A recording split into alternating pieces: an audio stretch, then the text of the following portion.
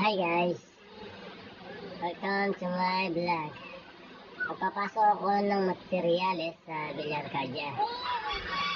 Ngayon, pakikita ko sa inyo kung ano mga dadaling ko. Ito ang street light para ilaw namin doon pasamantala kasi wala pang ilaw doon. Dadaling ko siya at ipapasok doon.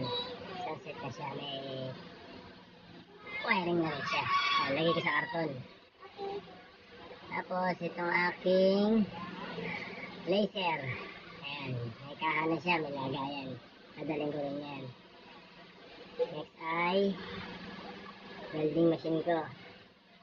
Hanid yan para dun sa mga welding namin at mga kakatingan. Next, bubuhos ko to para makita natin. Mga bago yung iba niyan kasi mga stock ko yan sa mga nakaraang project. Isa ko kasing mga gamit na sa ibang project. Ito, level bar. Ayan, dadaling ko rin siya. Bago yan. Pagagamit ko na to sa mga tao ko. Itong lagaring bakal, meron na siyang handle. Bago rin yan. Ayan, dadalhin din yan dun sa site. Yung wala ko, medyo makulit, magulo. Pakikisali. Ayan, level bar. Maliit para sa mga tilings ko at sidings.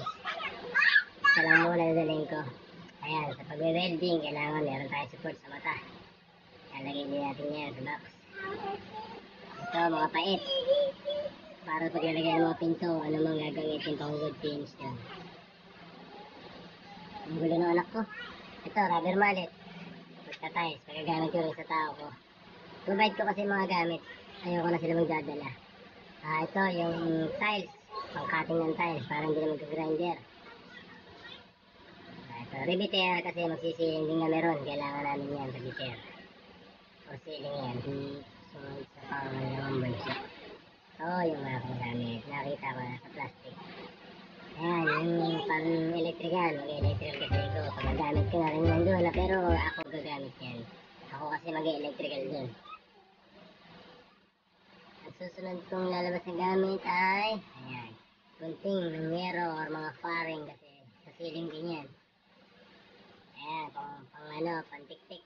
Bilang ko na rin para hindi masyadong pangitignan sa mga kliyente ko. Gamit is concrete na lang. Ayan, mga bala na ano yan, mga pambutas ng bato, saka garing bakal, electrical tape, brush, pambintura.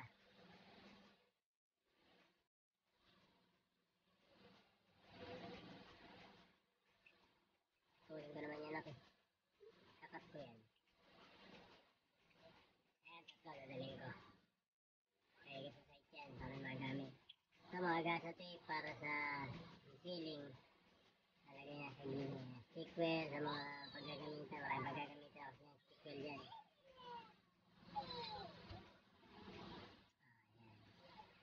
Yung iba, iwan ko sa bahay kasi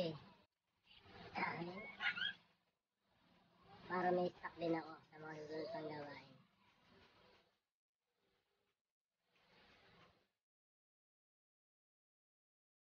So, dadaling ko rin pala yung aking bagong shipping. 1,300 watts. Pagagamit ko rin sa tao ko para mapabilis at mapagaan ang pagtatrabaho namin. Ayan, kasama niya accessories. Bali sa inko ko siya binili, halagang 7,000.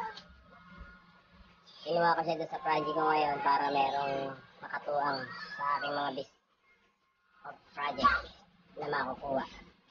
Kaya sa mga kliyente ko, ito na po ang kasagutan ng ating magagawa ng ating mga bahay. Wala na pong masong gagamitin. Prepare ko na po para sa ating papunta doon sa site. Satabay ko na po siya. Okay. Nasala ko na lang po para safety rin natin na idala doon sa site na pagdadalisan. Nasa ibang site kasi ang aking mga gamit pero kailangan ko magdagdag dahil dumadami na po ang aking kliyente. Ayan. Laser, welding machine, nandyan na lahat pati yung mga bagay ang mga tools para gamit ko. Sasabay ko na rin pala itong aking mini gasol para sa lutuan ng aking mga empleyado. para makatipid kami sa gastusin doon sa pagkain. Mga luto-luto lang gagawin namin. Yan ang setup. Saka itong mga tools na pwede kong gamitin para doon sa mga screw na kakabit na fixture. Kasama na rin yan. Part 1 lang yan ang aking pagdadala kasi meron pa akong mga padating na parcel na in-order sa aking supplier. Hindi pa nagdadatingan. Kasi di na ako kumukuha sa hardware kasi ako, minimal lang ang aking budget sa pero mas nakakasiguro ako sa mga direct supplier ko kasi mas maganda yung materyales or yung mga kailangan gamitin kaysa dito sa mga hardware na nabibili. Shoutout pala kay Kabuto Moto. Kabuto Moto, nakita ko sa video na bigyan niya ako ng sticker. At shoutout sa maraming salamat sa inyo sa subscribe my channel and support lang po tayo para hindi ganito na po yung aking mga gamit.